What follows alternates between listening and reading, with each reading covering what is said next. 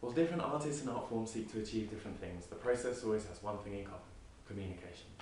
In this video, I'm going to briefly explain how we can harness the communicative power of the arts to better understand the products that our clients need. Now, to demonstrate this communicative power, I'm going to ask you a quick question.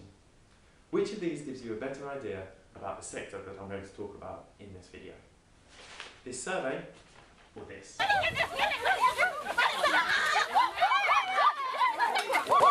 I'm recording this from post-conflict northern Uganda, a context in which theatre can be a much more valuable communicative tool than surveys like this.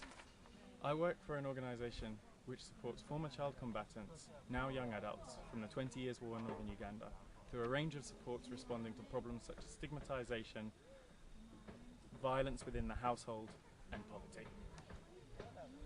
The context in which we're working in, with reference to this year's Drucker Forum theme, is the epitome of complexity, a constantly shifting landscape in which new problems arise as quickly as old problems are dealt with. We want our decisions to be made here, in this village, by the people behind me, with the problems, people facing the problems, and the people who will ultimately implement the solutions. But this requires a lot of good bottom-up communication, and not something which is easy to do. These are very sensitive issues that we're talking about here. The psychological impacts of rape, stigmatisation, domestic poverty and conflict. These are not quantifiable problems and not issues which many people are keen to openly talk about, nor are there clear solutions. Particularly for ex-combatants who are often shy and reclusive, scientific approaches to understanding these problems just don't work. Drucker famously wrote, "The most important thing in communication is hearing what isn't said." This is why we use the arts, to hear and understand what isn't openly said.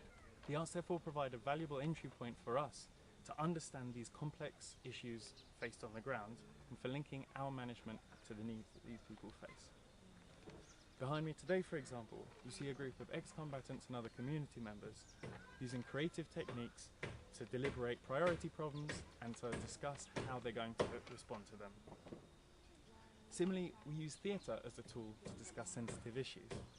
The fictionalisation process allows for face-saving approaches when dealing with high-intensity issues, while allowing for honest discussion and realistic scenarios rather than just the sound bites you might get in a short survey. We need to learn from the arts that there are different tools and techniques that can be used to effectively communicate different emotions and opinions. Certainly in the context of complexity, such as the one we're dealing with here, we'll never understand client demand just using traditional surveys. Rather, the arts can provide the valuable insights to communicate the complexity of the work we do.